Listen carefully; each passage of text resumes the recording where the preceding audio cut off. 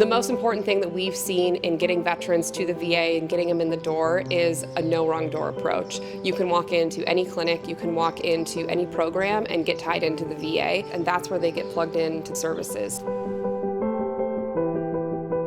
The VA's done a great job of creating different ways that whatever's most comfortable for the veteran to access programs. So there's the hotline that they can call, they can go to the VA hospital, they can go to the CRRC, the Community Resource and Referral Center, 24/7, and speak to a social worker to find out more about what programs are available. We do a lot of street outreach, or a lot of times we might get a referral from community agencies.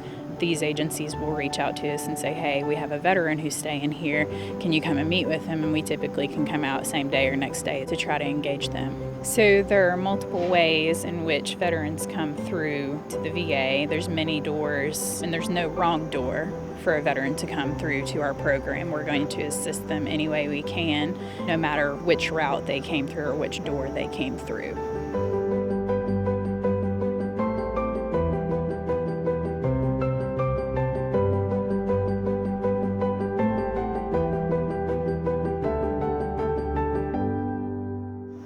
Mr. Coburn came to us through Raleigh County Community Action Pine Haven Shelter, and their staff actually reached out to our outreach staff letting us know that he was staying here. And we met with him and completed his homes assessment and then made the appropriate referrals to the HUD-VASH program.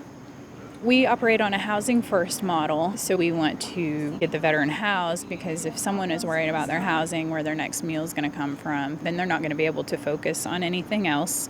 So that is our utmost importance, and then we connect them if they have not been connected with medical attention, mental health attention, those things we make sure we get taken care of as well so that they can get on the path to wellness.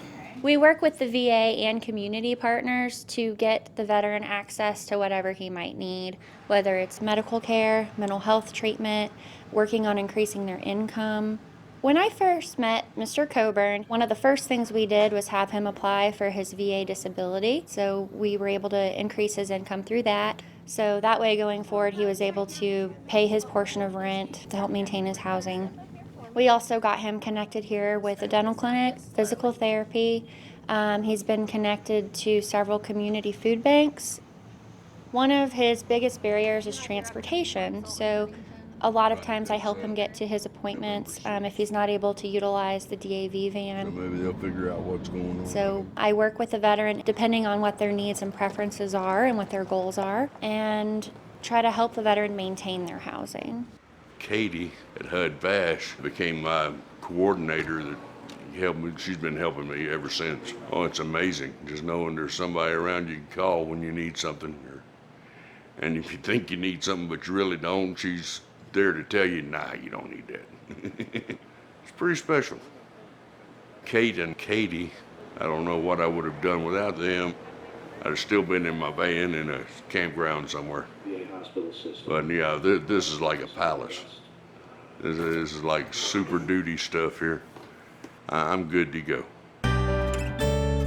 After I came back from war, I had PTSD, and I was just, I was having flashbacks sometimes about things. I was unable to keep a job, and I ended up losing my apartment, and I was sleeping on the streets. And so it was like a progression.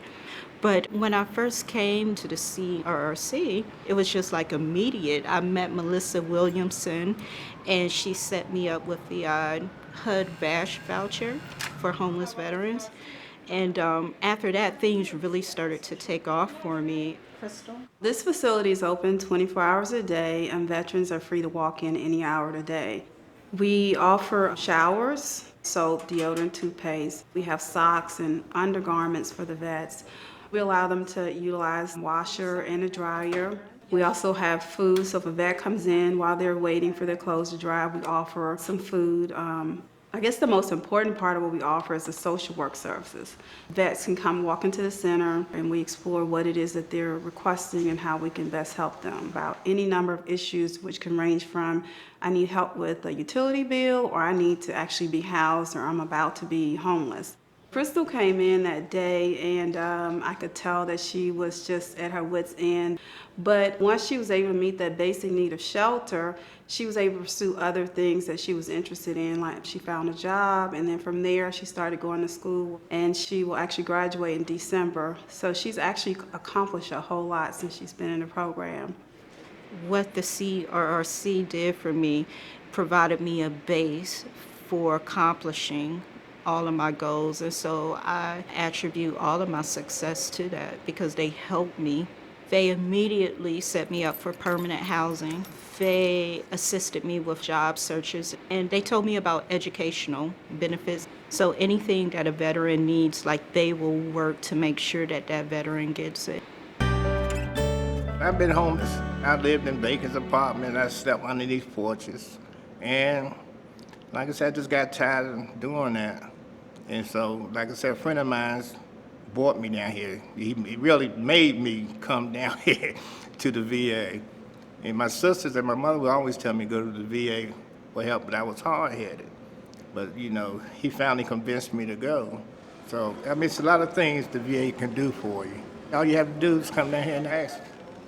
Mr. Cooks had come in contact with the VA through the Substance Abuse Rehabilitation Program. He also was in CWT, which is a compensated work therapy program that helps veterans find permanent employment.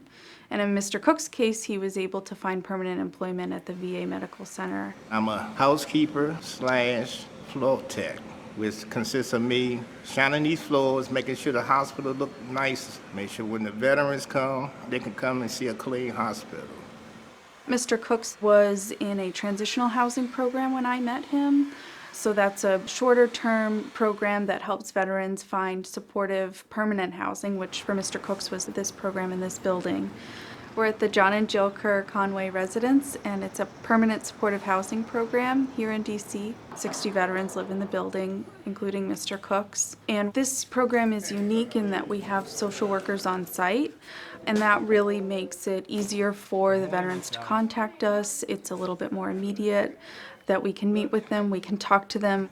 My counselor, Ms. Johnson, comes see me to make sure I'm doing the right thing, you know, on the right track.